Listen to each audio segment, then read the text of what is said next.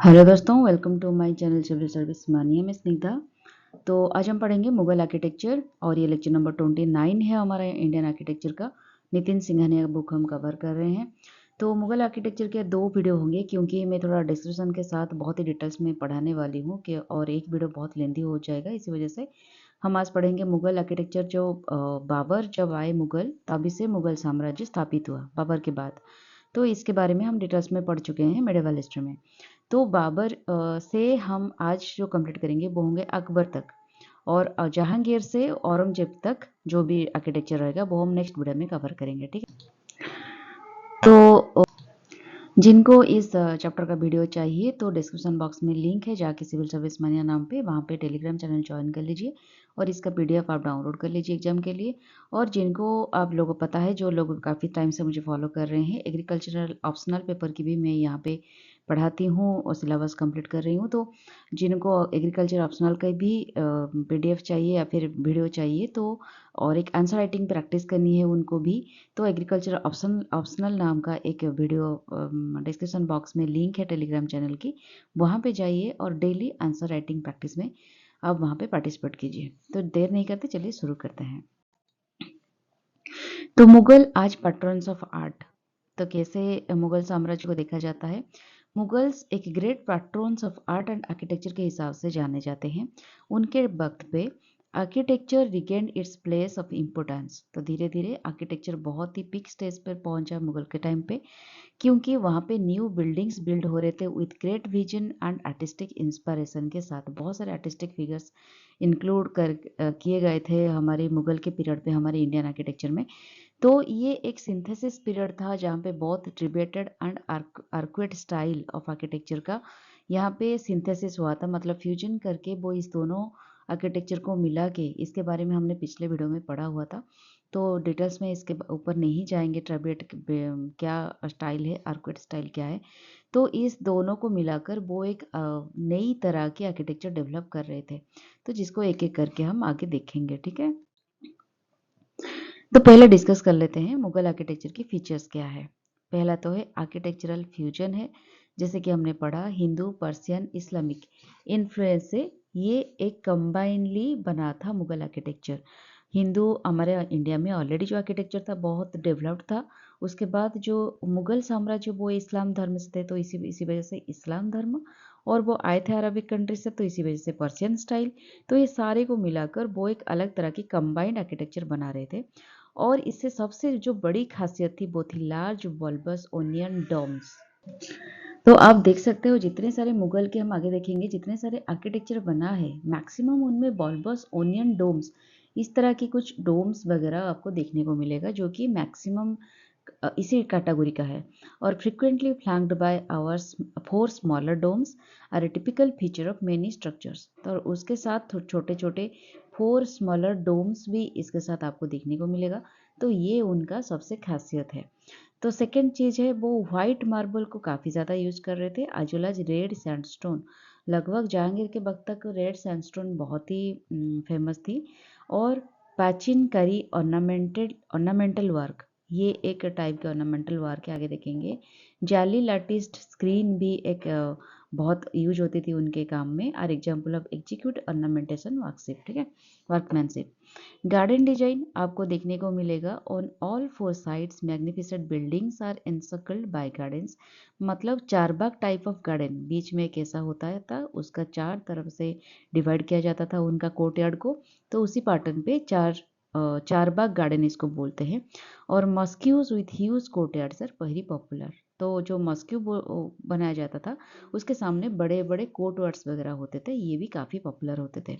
कालीग्राफी की इंस्क्रिप्शन, इसके बारे में भी हमने डिस्कशन किया था कि पर्शियन जो आर्किटेक्चर है इस्लामिक आर्किटेक्चर का, सबसे ये खास बात है कि वो डिफरेंट फॉन्ट स्टाइल में कुछ राइटिंग्स वगैरह लिखते थे। ठीक है, और ये उनका फैशन होता था अरेबिक एंड एशियन स्टाइल का, कंटेनिंग कोरानिक वर्सेस। डिफरेंट कोरान में जो कुछ लिखा है वो डिफरेंट फॉन्ट्स का, जैसे ये एक फॉन्ट है, तो ऐसे ऐसे हमारे डिफरेंट फॉन्ट्स में वो लिखते थे, उसको कैलीग्राफिक इंस्क्रिप्शन बोला जाता था। ग्रैंड गेटवेज, मेन जो बिल्डिंग होता था ये approached bye series of large gateways, बड़े बड़े गेटवेज होते थे, जैसे हमारे टेम्पल्स वगैरह में गोपुरम होते थे। इवंस ऑन 2 और 4 sides there are evens. Even मतलब उनका आप देख सकते हैं जितना भी मुगल का आर्किटेक्चर है उनका इस तरह से एक रेक्टेंगुलर हॉल हुआ होगा और स्पेस होता है जिसका चारों मतलब तीनों साइड बंद होता है, सिर्फ आगे का साइड खुला रहता है, उसके सामने कुछ कोर्टेड वगैरह होता है। तो 3 साइड में वर्ल्ड होता है और एक साइड उसका खुला रहता है, ओपन रहता है। तो ये उनका इयन्स टाइप ऑफ चीज उनका भी आर्किटेक्चर का एक फीचर है। डेकोरेटिव एलिमेंट्स, डेकोरेशन के लिए वो डेकोरेटिव छतरीज यूज करते थे, जालीज एंड झरोखास भी यूज करते थे। तो Mughal architecture influenced later Indian style of architecture, जैसे कि British Raj, Indo Saracenic style, ये सारी चीजें भी उनसे मुगल साम्राज्य से इन्फ्लुएंस होकर इन्फ्यूजन होकर आया था। उसके बाद राजपूत स्टाइल, सिख स्टाइल, ये सारी चीजें भी कहीं ना कहीं मुगल आर्किटेक्चर से इन्फ्लुएंस होकर बने थे। अब हम देखेंगे ईयरली मुगल एम्परर्स। बाबर से हम शुरुआत करेंगे। Babur undertook the construction of mosque in Panipat and Rohilkhand, क्योंकि पानीपत में वो एंटर किए थे इंडिया के अंदर, तो पानीपत में उन्होंने बड़े बड़े मस्क्यू बनाए थे एंड रोहिलखंड में भी बनाए थे, और ये 1526 एडी में बनवाया था। लेकिन his reign was too short lived to inspire में any new style of technique. लेकिन वो क्योंकि बहुत युद्ध में उलझते रह गए, उनके टाइम जो गया वो युद्ध में काफ़ी चला गया, बहुत सारे कंस्पिरेसी चल रहे थे और उनको बहुत सारे स्ट्रगल करना पड़ा, तो इसी वजह से ये काफ़ी शॉर्ट लिव्ड था, तो आर्किटेक्चर में इतने सारे डेवलपमेंट नहीं हो पाए।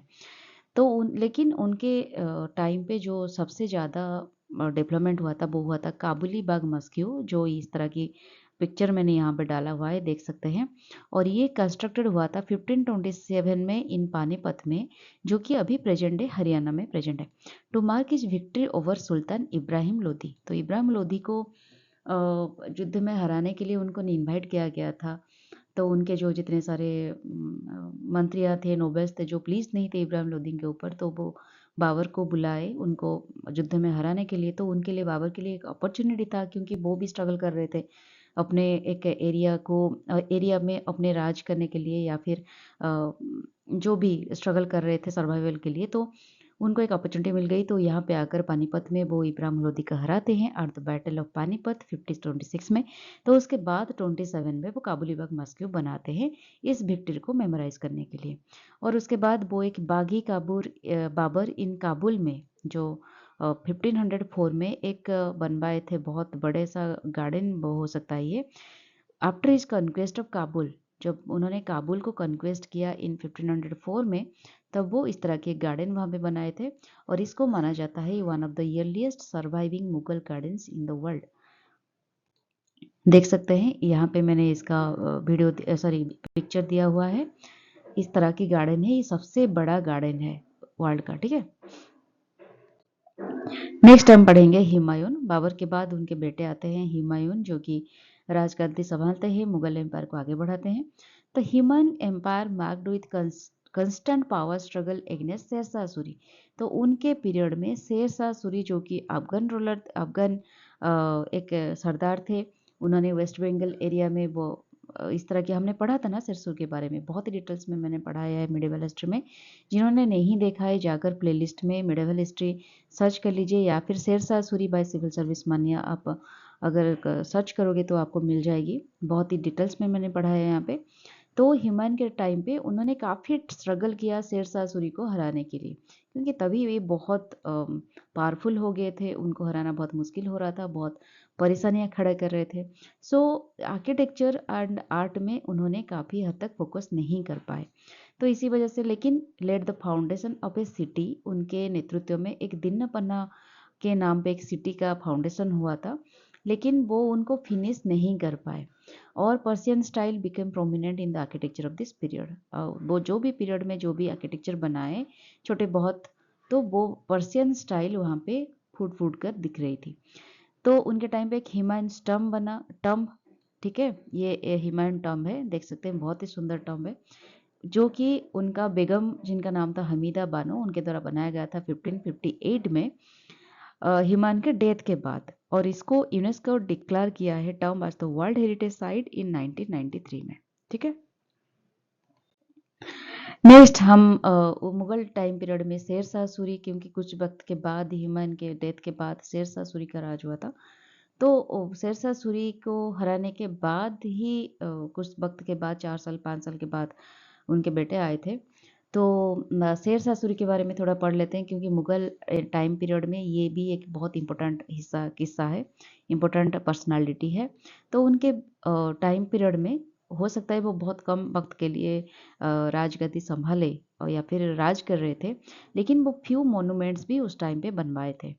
उनके टाइम पे किला ई कुनका, जिसको mosque of the old fort mosque Delhi बोला जाता है, ये देख सकते हैं। ये एक मस्क्यू वो शेरशाह सूरी ने बनवाया था। He build the famous Rohtas fort, जो कि पाकिस्तान में भी प्रेजेंट है, इसको भी बनवाया था उन्होंने।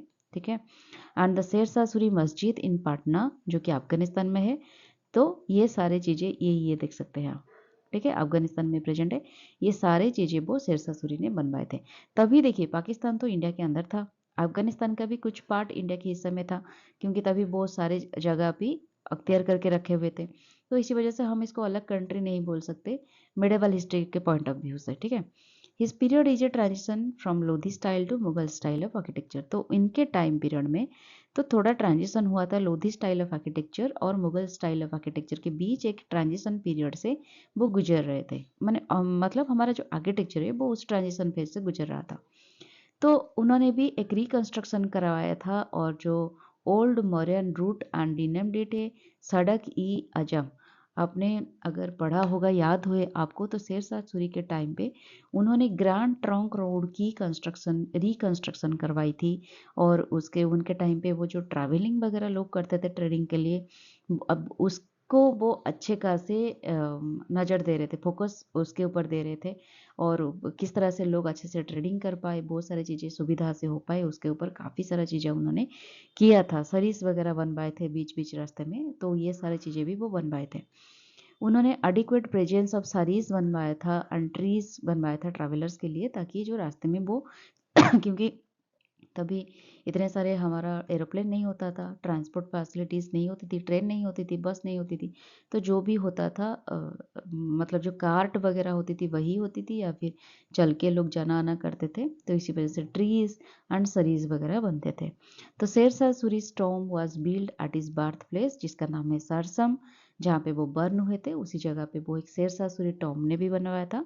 और ये कम्प्लीटली रेड सैंडस्टोन से बना था, एंड सिट्यूटेड इनसाइड ए लेक, एक लेक के अंदर इस टोम को बनवाया गया था, बहुत ही सुंदर तरीके से। The construction under Sher Shah continue the tradition of the Delhi Sultanat period. तो दिल्ली सल्तनत पीरियड में जिस तरह की आर्किटेक्चर हो रही थी, उसी को वो कंटिन्यू करते हुए, उसी आर्किटेक्चर को कंटिन्यू करते गए, वो बनवा रहे थे जितने सारे आर्किटेक्चर। लेकिन after Akbar ascend the throne, Sher Shah Suri के बाद जब अकबर आ गए हुमायूं के बेटे 1556 में Delhi, the golden period of Mughal art और आर्किटेक्चर फिर से स्टार्ट होने लगी। ठीक है, यहाँ पे मैंने कुछ दिया हुआ है शेरशाह सूरी टोम, जो कि एक लेक के अंदर प्रेजेंट है। ठीक है, और ये ग्रैंड ट्रंक रोड, जो कि हमारा इस कोलकाता से लेकर 1 मिनट, कोलकाता से लेकर आपका काबुल तक जाता है। ठीक है, तो ये सारी चीजें। और उसके बाद हम स्टार्ट करेंगे अकबर, शेरशाह सूरी के बाद। तो अकबर जब आए, तो उन्होंने काफ़ी सारा डेवलपमेंट किया आर्ट एंड आर्किटेक्चर में, क्योंकि वो एक बहुत शांतिप्रिय राजा थे, बहुत सारी चीज़ों के ऊपर फोकस कर रहे थे, और उनको आर्ट एंड आर्किटेक्चर में काफ़ी सारा इंटरेस्ट था। तो इसी वजह से उन्होंने आर्ट एंड आर्किटेक्चर को काफ़ी डेवलपमेंट किया। उनके टाइम पे जो प्रिंसिपल फीचर होता था कंस्ट्रक्टिंग में, वो होता था रेड सैंडस्टोन। उनकी जो भी फिगर आप देखोगे, काफ़ी सारी चीज़ों में आपका रेड कलर दिखेगा, क्योंकि यहाँ पे रेड सैंडस्टोन यूज होती है। और उन्होंने भी इंट्रोड्यूस किया था एक टेक्निक जिसका नाम है तुदोर आर्च, मतलब 4 सेंटर्ड आर्च। इस तरह से देख सकते हैं, उसका 4 सेंटर होता है। तो इसी टेक्निक के साथ वो काम करते गए। देखिए, ये जो आर्च होता है, ये थोड़ा 4 सेंटर्ड आर्च होता है। और उनके टाइम पे कुछ प्रोमिनेंट कंस्ट्रक्शन के बारे में हम बात करेंगे अभी। तो पहले आया आगरा पोर्ट। ठीक है, तो ये जो आगरा पोर्ट है, it is the one of the 5 first construction हुई started during the reign of Akbar. Akbar के टाइम पे फास्ट जो चीज़ वो बनवाए थे, वो था आगरा पोर्ट, ये है। ठीक है, और इसको ये यूपी में प्रेजेंट है, आगरा में। It is the world heritage site. ठीक है। और लेकिन उसके अंदर जितने सारे कंस्ट्रक्शन हुए हैं, most of the construction Shah Jahan के दौरान बना था, क्योंकि भाई बहुत बड़ा फोर्ट था, तो उसके अंदर बहुत सारी चीज़ें शाहजहां के पीरियड में बनाए। और द प्रोमिनेंट बिल्डिंग्स इसमें जो है वो है मोती मस्जिद, जो कि शाहजहां ने बनवाया। दियानी आम, जो कि एक पब्लिक ऑडियंस हॉल है, वहाँ पे पब्लिक लोग बैठ के जो भी बातें किया करते थे और डिस्कशन वगैरह होती थी, वो भी शाहजहां ने बनवाया था। दीवानी आई खास, जो कि एक प्राइवेट ऑडियंस हॉल है, उनके जो अपने राज्य के लोग हैं वो भी वहाँ पे बैठ के एक जगह पे वो भी डिस्कशन कर रहे थे, या फिर जो भी उनकी चर्चा हो रही थी वो भी शाहजहां की तरह बनवाया गया था। जहांगीर महल और एक शीश महल जिसको तुर्किश बात भी बोला जाता है, देख सकते हैं इस तरह की वो स्ट्रक्चर है। ठीक है। और अकबर के द्वारा एक गार्डन उस फोर्ट के अंदर बनवाया गया था, जो कि चारबाग स्टाइल में बना है। और during the reign of Akbar यहाँ पे 5000 ओमेन एक हरम में यहाँ पे इस फोर्ट के अंदर रह सकते हैं, इतना बड़ा वो एरिया बना था। तो यहाँ पे देख सकते हैं ये है मोती मस्जिद, उसके अंदर ही वाइट कलर की एक मस्जिद बना है, जो उनके पूजा पाठ के लिए वो एक मोती मस्जिद है। दीवानी आम हॉल, जिसको एक पब्लिक ऑडियंस हॉल बोलते हैं, ये भी शाहजहां के द्वारा बना है। जहांगीर महल, ये रेड सैंडस्टोन से शायद बना है, क्योंकि रेड रेड कलर दिख रहा है। और ये दीवानी आई खास, जिसको एक प्राइवेट ऑडियंस हॉल माना जाता है बाय शाहजहां। ओके। और ये जो गार्डन स्टाइल है रेड फोर्ट के अंदर आगरा में, देखिए चारबाग स्टाइल, बीच में एक मंडप की तरह है और चारों तरफ इस तरह की स्ट्रक्चर की गार्डन है। ठीक है। उसके बाद सेकेंड जो चीजें वो बनवाया गया था बाय अकबर, वो है फतेहपुर सिकरी। ये भी बहुत फेमस है। One of the highlight of Indo Islamic architecture was the creation of a new capital city by Akbar at Fatehpur Sikri. तो फतेहपुर सिकरी में एक न्यू कैपिटल उन्होंने बनवाया था, और ये एक हाईलाइट है इंडो इस्लामिक आर्किटेक्चर का, और इसको बोला जाता है फ्रोजन मोमेंट इन हिस्ट्री, क्योंकि इस building represent a unique blend of Hindu and Persian style. इसमें हिंदू की कुछ स्टाइल भी मिला हुआ है, हिंदू आर्किटेक्चर की, और पर्शियन आर्किटेक्चर की भी कुछ स्टाइल यहाँ पे मिला हुआ है। और ये जो बिल्डिंग का इसके अंदर जो भी बिल्डिंग है, इसको कैटेगराइज किया गया है दो तरीके से। एक है रिलीजियस पर्पज के लिए, जिसको आर्कुएट स्टाइल में बना गया है, और दूसरा है सेक्युलर पर्पजेस के लिए, जिसको ट्राइबेट स्टाइल में बना गया है। ठीक है। रिलीजियस स्ट्रक्चर में जो है वो है जामा मस्जिद एंड बुलंद दरवाजा एंड टॉम्ब ऑफ सालिम चिश्ती। और सेक्युलर प्लेसेस जहाँ पे बहुत सारे डिस्कशन वगैरह होती है और लोग आना जाना रहता है, तो वो है पैलेसेस, कुछ एडमिनिस्ट्रेटिव बिल्डिंग्स हैं, और private palace and other accommodation. ठीक है। तो इसमें हम बात करेंगे अभी बुलंद दरवाजा के बारे में, जो कि रिलीजियस पर्पज के लिए बना गया था। The imposing 40 metre red sandstone structure, ये एक 40 मीटर की रेड सैंडस्टोन स्ट्रक्चर है। ये 1576 एडी में बनाया गया था, और ये अकबर की विक्ट्री ओवर गुजरात के कमेमोरेशन में इसको बनाया गया था।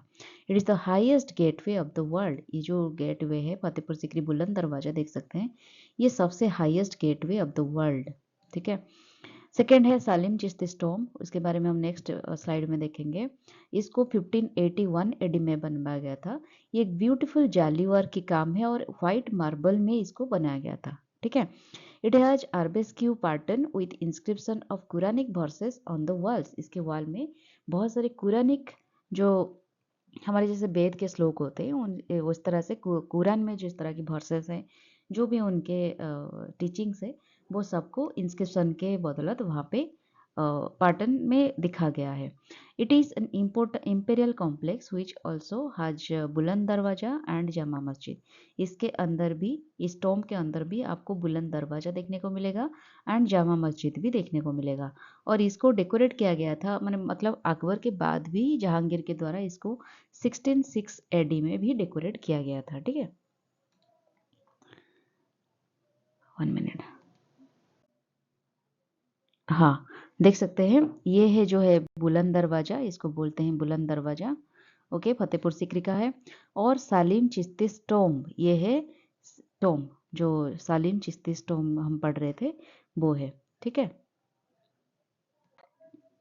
फिर फतेहपुर सिकरी का स्ट्रक्चर जो है वो एक पंच महल है, जो हमने देखा वो जो बुलंद दरवाजा वगैरह जो भी है, वो एक पंच महल है, मतलब ये 5 स्टोरीड स्ट्रक्चर है। देख सकते हैं आप, 1 2 3 4 एंड 5 स्टोरी स्ट्रक्चर है जो कि कलम्स से बना है। जिस तरह देखिए किस तरह से कलम्स वगैरह मतलब पिलर्स की तरफ वो इस तरह से बना है। And is inspired by the concept of Persian बदगीर, जो विंड चार्टर पर्शियन गायक है उस कंसेप्ट से वो इन्फ्लुएंस होकर इस तरह की स्ट्रक्चर बना है। और उसके बाद एक जोधाबाई पैलेस है, ठीक है, उसके अंदर जो कि और मरीम उज जमीन्स पैलेस भी उसको बोलते हैं, मैरी ऑफ द एज इसको बोलते हैं। ये एक beautiful interiors with Hindu motifs of bell and flowers.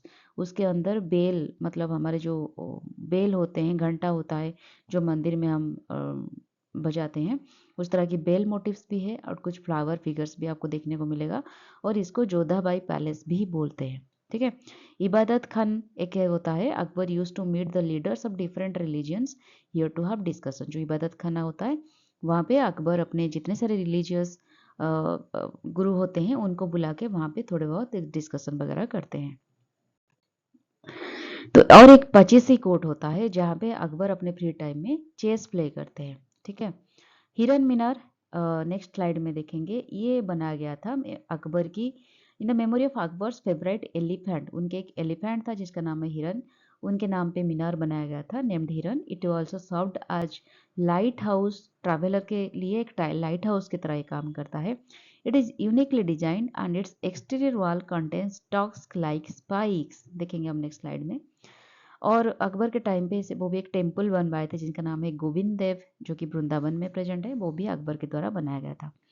उसके बाद एक अलाहाबाद फोर्ट भी अकबर के द्वारा बनाया गया था 1583 में near the confluence of Yamuna with Ganges, मतलब जमुना गंगा जहाँ पे मिला हुआ है उस जगह पे उन्होंने एक अलाहाबाद फोर्ट भी बनाए अकबर के द्वारा।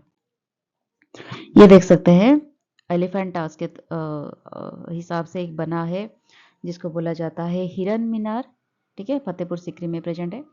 और टेम्पल ऑफ गोविंद देव वृंदावन में जो प्रेजेंट है वो भी अकबर के द्वारा बनाया गया था।